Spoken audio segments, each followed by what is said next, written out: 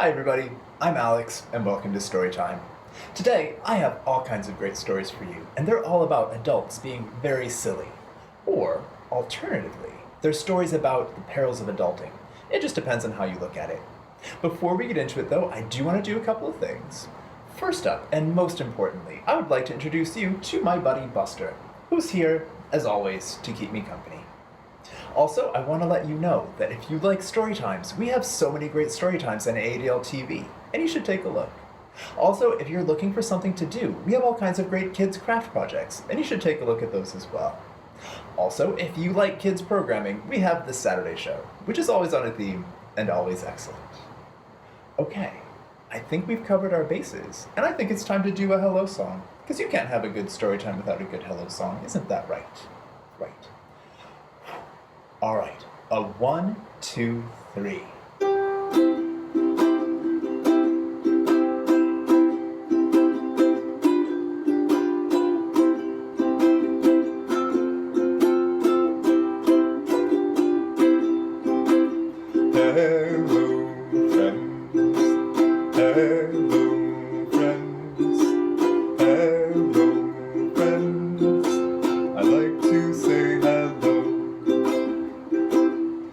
So many different languages in the world, and so many different ways to say hello. For example, in Swahili, you would say habari. Let's try that one next. Habari, friends. Habari, friends. Habari, friends. I like to say habari. How else could we say hello today? You know, in Germany, they say Guten Tag. Let's try that one too. Guten Tag, friends. Guten Tag, friends. Guten Tag, friends. I like to say Guten Tag. How else can we say hello today? You know, in China, they say ni hao. Let's try that one too. Ni hao, friends. Ni hao, friends. Ni hao, friends. I like to say ni hao. All right, back to hello. Hello, friends. Hello, friends. Hello, friends. I like to say hello.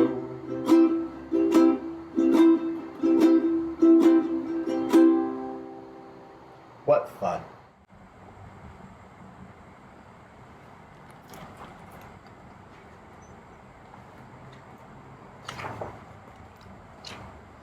Adults never misbehave.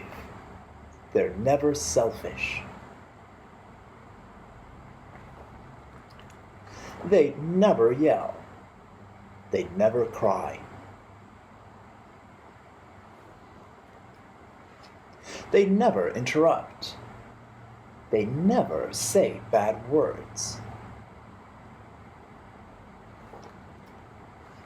They're never clumsy.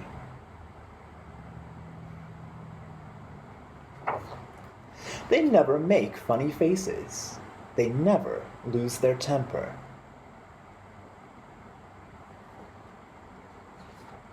Adults are never wrong. Ever.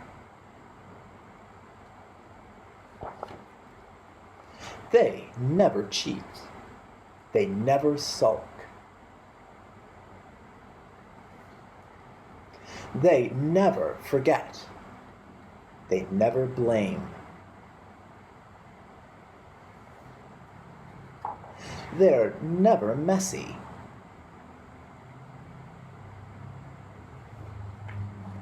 And they're never late.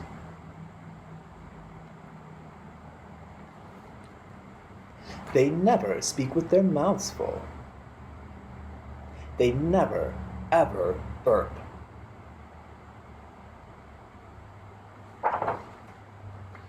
They never complain, especially about waking up.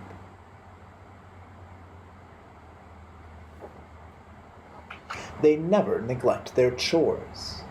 They never waste time. They never litter.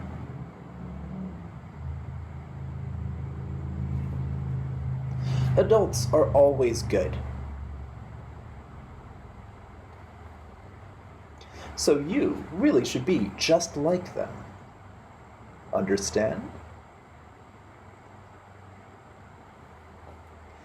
The end. Alright, you kids, now it's time for a song. And what should we do? What should we do? I know, let's do the pirate song, because it's the best. Alright, a 1, 2, 3. When I was one, I sucked my thumb on the day I went to sea. I climbed aboard a pirate ship, and the captain said to me, "Oh, you'll go this way, that way, forwards, backwards, over the deep blue sea." When I was 2, I tied my shoe on the day I went to sea. I climbed aboard a pirate ship, and the captain said to me, "Oh, you'll go this way, that way, forwards, backwards, over the deep blue sea." When I was 3, I tapped my knee on the day I went to sea. I climbed aboard a pirate ship, and the captain said to me, "Oh, you'll go this way, that way, forwards, backwards, over the deep blue sea." When I was 4, I shut the door on the day I went to sea. I climbed aboard a pirate ship, and the captain said to me, "Oh, you'll go this way, that way, forwards, backwards, over the deep blue sea." When I was 5, I danced and jived on the day I went to sea. I climbed aboard a pirate ship, and the captain said to me, "Oh, you'll go this way, that way, forwards, backwards, over the deep blue sea." Alright, you kids, next up I have a story for you about an adult with a very silly problem. It's called A Bed Just So, and it goes like this. Now, once upon a time, there was a dozy tailor who could never get his work done during the day because he would always be falling asleep. Now, this was a problem because he could never get sleep at night, because every night, when he would go to bed, he would get up into his bedroom, he would shut the door, he would get into his pajamas, he would get into bed, he would blow out his candle, and he would pull his covers up to his chin, and just as he was about to drift off, he would hear a very strange someone, or a very strange something, stomping up and down the hallway outside his bedroom door.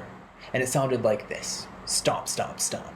And every night, this very strange someone, or very strange something, would be grumbling as it went. Grumble, grumble, grumble.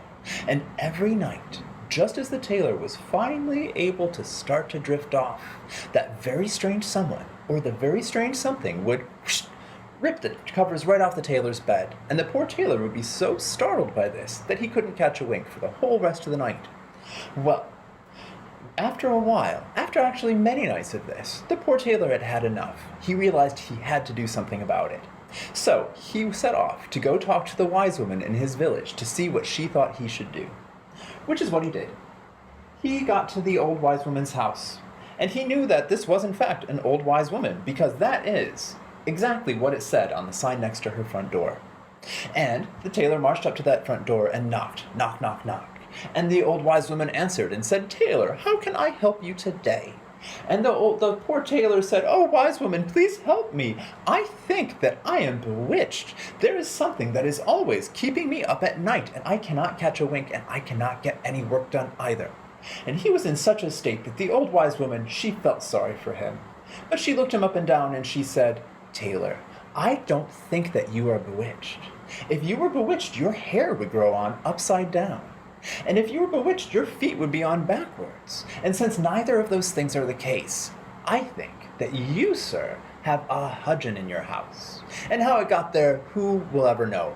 But the one thing you can do is you, sir, can go out and buy the hudgeon a bed that it likes. And if you do, I think the hudgeon will then leave you alone." So the tailor took this to heart, and that is exactly what he set out to do. He immediately marched out to the furniture store and bought himself the most expensive, the grandest, the tallest four-poster bed that he could find. And he thought that this was so fancy that surely the husband would be satisfied and the husband would leave him alone. Well, that night, the tailor, he got ready for bed. He got under his covers, he blew out his candle, and just as he pulled his covers up under his chin, he heard the strangest voice saying something from that bed. And that strange voice said, "Too high, too hard, too high, too hard." And off the covers went from the tailor's bed. Well, the tailor was so startled by this that again he couldn't get any sleep. But the next morning, he set out again to see if he could fix his problem. So, this time, the tailor, he bought himself the most luxurious, the most beautiful chaise lounge. And in order to seal the deal, he laid out ferns, which were so soft, and feathers that were so fluffy.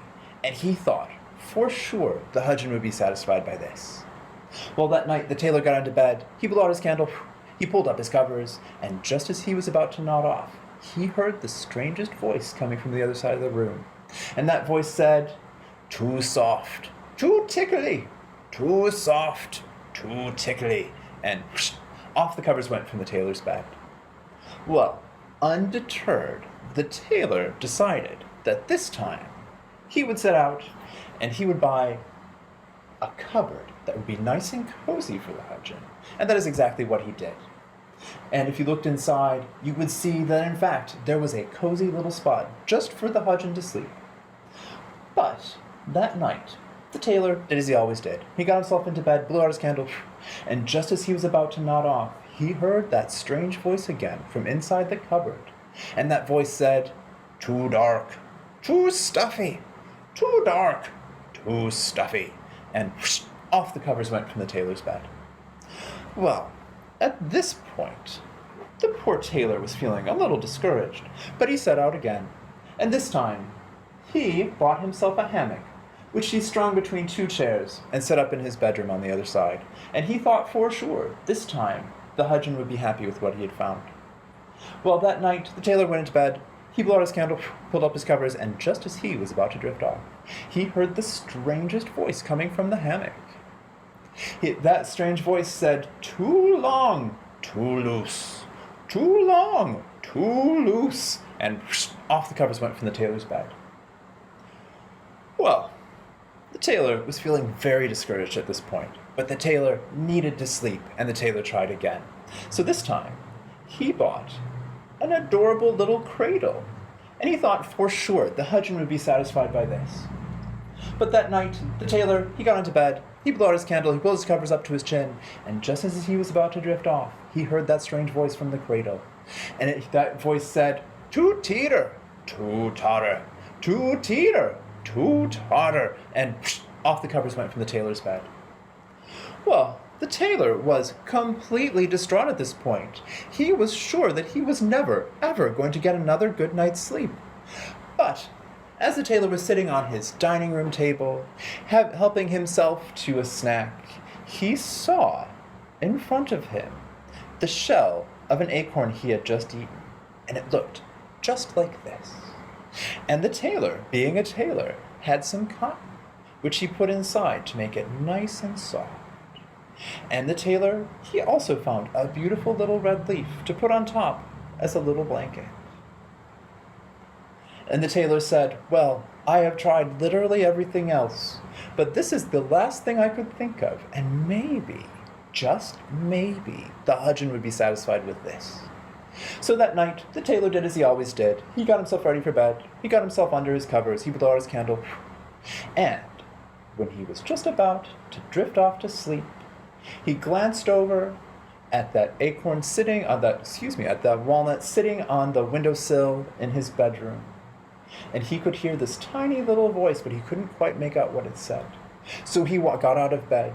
He walked over to that walnut, and he looked inside, and there was this tiny little black speck poking its little head up over the edge of the leaf. And when the tailor put his ear next to that walnut, he heard the quietest little voice. And that quiet little voice said, "Just so, just so. I like a bed just so, And that is when the tailor realized that he had finally found the solution to his problem. And every night thereafter, the tailor and his new friend the Hudgeon got a good night's sleep. The end.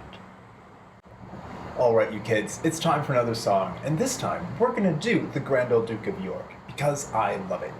Alright, a 1, 2, 3. Oh, the Grendel, Duke of York, he had 10,000 men. He marched them up to the top of the hill, he marched them down again.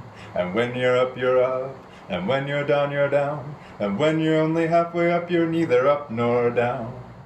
Now, the best part of this song is that you can sing it over and over again, and each time you sing it, you can go just a little bit faster. So let's give it a try. Oh, the Grendel, Duke of York, he had 10,000 men. He marched them up to the top of the hill, he marched them down again. And when you're up, you're up, and when you're down, you're down. And when you're only halfway up, you're neither up nor down. So that was pretty fast, but we could go faster than that, right? Right. Let's give it a try. Oh, the Grendel, Duke of York, he had 10,000 men. He marched them up to the top of the hill, he marched them down again. And when you're up, you're up, and when you're down, you're down. And when you're only halfway up, you're neither up nor down. Okay, that was pretty fast, but I know that we can go super blindingly lightning fast. Let's try it. Oh, the Grendel, Duke of York, he had 10,000 men. He marched them up to the top of the hill, he marched them down again. And when you're up, you're up, and when you're down, you're down. And when you're only halfway up, you're neither up nor down. Oh, man, you guys, that was so fast. But anyway, it's time for another story.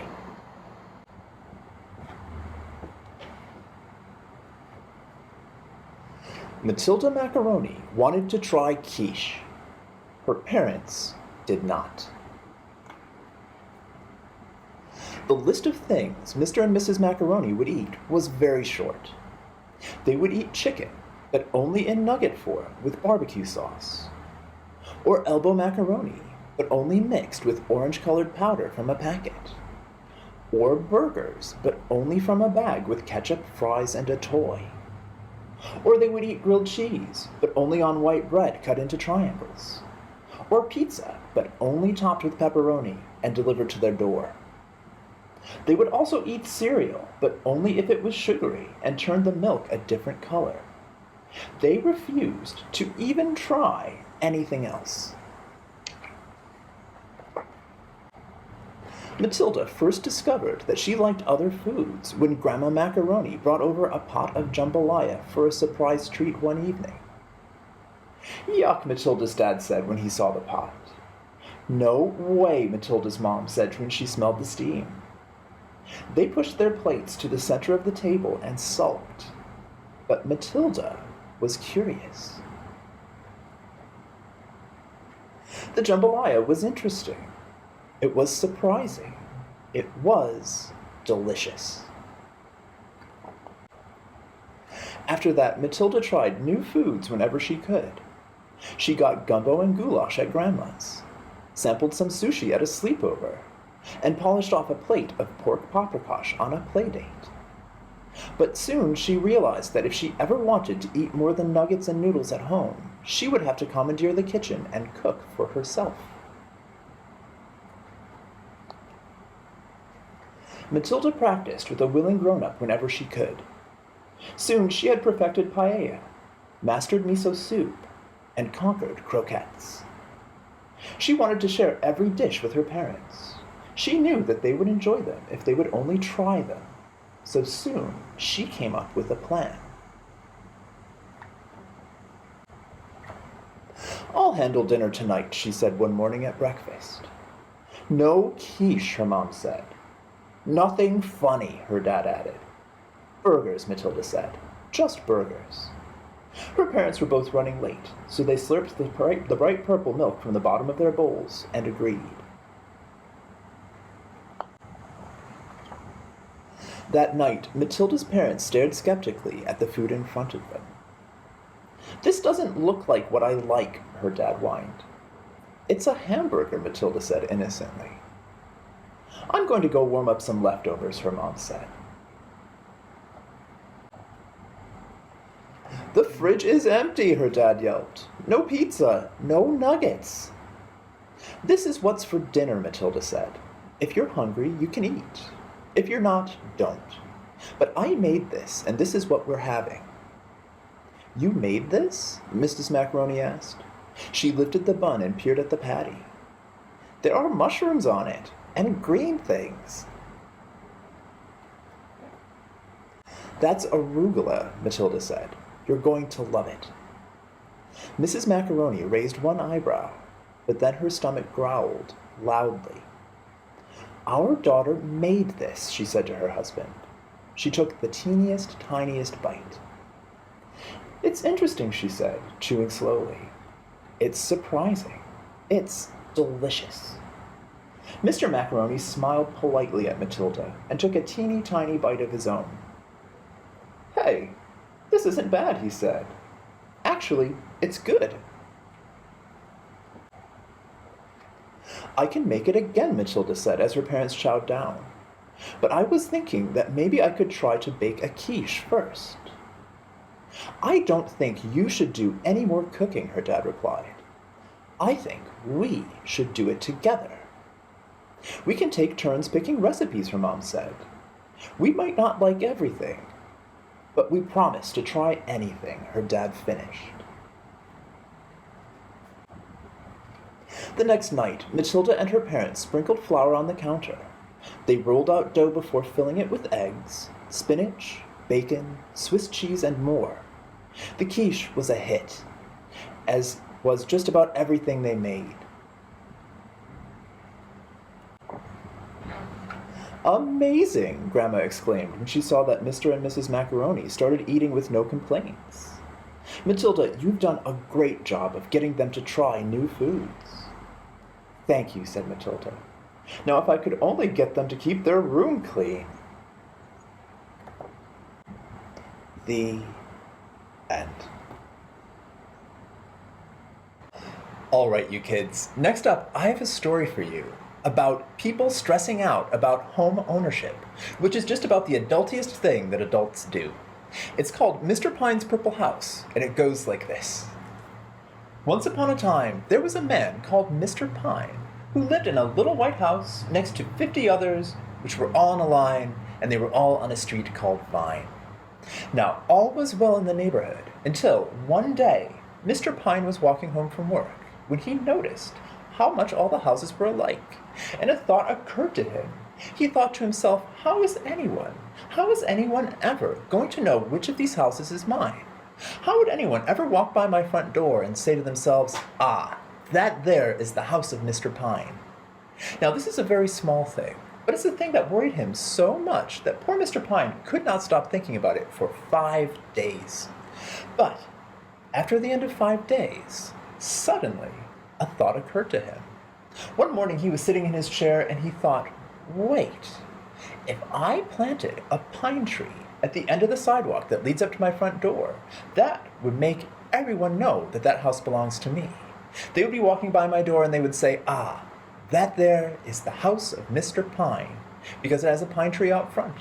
That thought was so genius that Mr. Pine had to do something about it right then and there. He got up out of his chair, he marched out his front door, and he went straight to the nursery and bought himself a little pine tree. And he watered it, and soon it grew big and tall and quite beautiful. And Mr. Pine was very proud of himself for being so clever.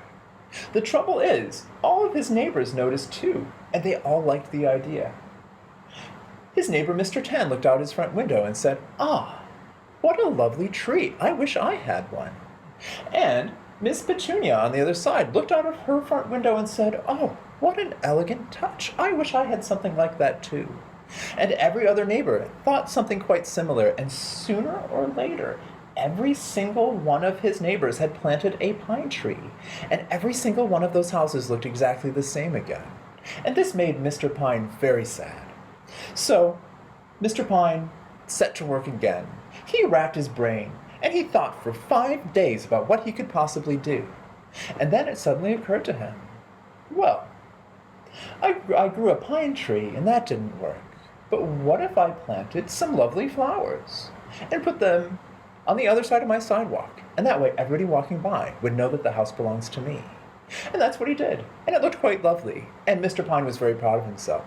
But the trouble was that every single one of his neighbors noticed, and every single one of his neighbors liked it too. And sooner or later, Mr. Tan had flowers out in front of his house, and Miss Petunia had flowers out in front of her house, and they all looked the same, and after a while, every single one of their neighbors had exactly the same thing. Well, Mr. Pine was just distraught by this. He was so upset. He thought, what could I possibly do? What on earth could I possibly do to make my house look unique? And that way everyone would know it belongs to me. Well, he decided that he was going to go all out this time. He marched himself to the paint store and talked to the clerk. And he said, "Clerk, give me all, and I mean all, of your brightest purple paint." And the clerk said, "Well, I guess if you suppose." And soon enough, Mr. Pine was marching home with 50 gallons of purple paint. And the next day, Mr. Pine set out and he went to the ladder store. And he said, "Mr. Ladder Salesman, sell me the tallest ladder you have." And the salesman said, "Oh, well, I guess if you say so." And Mr. Pine walked home with the tallest ladder anybody saw. And the next day, Mr. Pine got to work. And by the end of the day, Mr. Pine lived in an intensely purple house next to 50 white houses, all in a line, all in a street called Vine. Well, his neighbors definitely took notice, and they loved it too. And sooner or later, every single one of those white houses was purple, which made Mr. Pine so sad. But Mr. Pine thought to himself, what could I possibly do? What could I possibly do? I need a house that belongs just to me, and I want a house that looks like its own, and I want a house that everybody knows belongs to me. So Mr. Pine got to work. The next day he walked over to his neighbor's house and he said, "Mr. Tan, you have a purple house just like mine. Why won't you do something to make your house unique so that everybody knows it belongs just to you?" And Mr. Tan, once the idea was in his head, could not stop thinking about it. And sooner or later, Mr. Tan decided he had to do something about it. And one day Mr. Tan left and came back with a whole bunch of paint. And the next day he left and came back with a very tall ladder. And the day after that, Mr. Tan lived in a beautiful tan house. And then Mr. Pine set out to work again. He talked to his neighbor, Miss Petunia, and he said, "Miss Petunia, you are so elegant and so beautiful and so wonderful. Why do you live in a house that looks like everyone else's? Shouldn't you have something that has a unique flair that belongs just to you?" And once the idea was in her head, Miss Petunia could not stop thinking about it. So one day she set off and she bought herself some paint. And the next day she set off and she bought herself a ladder. And the day after that, Miss Petunia lived in the loveliest, flashiest pink house that anybody ever saw. And Mr. Pine set off and convinced every single one of his neighbors until a few weeks later, Mr. Pine lived in a purple house with 50 other little houses, all in a line, all in a street called Vine. But each one was a slightly different color of the rainbow, and each one was slightly unique, and every time you walked down Vine Street, you knew exactly what house belonged to which person. And everyone was happy, and everyone lived happily ever after. All right, you kids, it's almost that time. It's almost time to say goodbye. But before we go, we have time for one last song. And like usual, we're going to do Knees Up Mother Brown. And also, like usual, we have the stupendous, the tremendous, the never contentious Ma Brown to help us sing. Or at very least, she can dance while we sing. Isn't that right, Ma Brown? Yeah, that's right. Okay, here we go. A 1, 2, 3. Oh, there was a girl from Paris, France, who didn't know how to dance. The only thing that she could do was knees up Mother Brown. Oh, knees up Mother Brown. Knees up Mother Brown. Knees up, never let the breeze up. Knees up Mother Brown. Oh, we had some stories about adults today, and weren't they silly? Oy vey. The only thing that we could do was knees up Mother Brown. Oh, knees up Mother Brown. Knees up Mother Brown. Knees up, never let the breeze up. Knees up Mother Brown. Oh, there was a teeny tiny man who liked to do handstands. You ready, Ma Brown? All right, let's give it a try.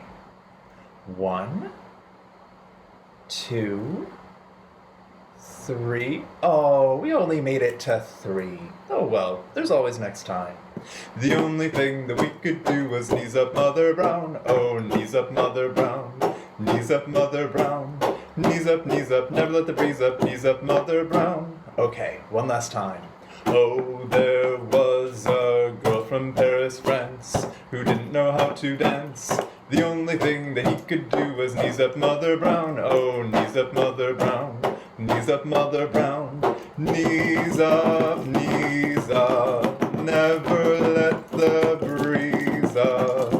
Knees up, Mother Brown. Okay, we'll see you next time.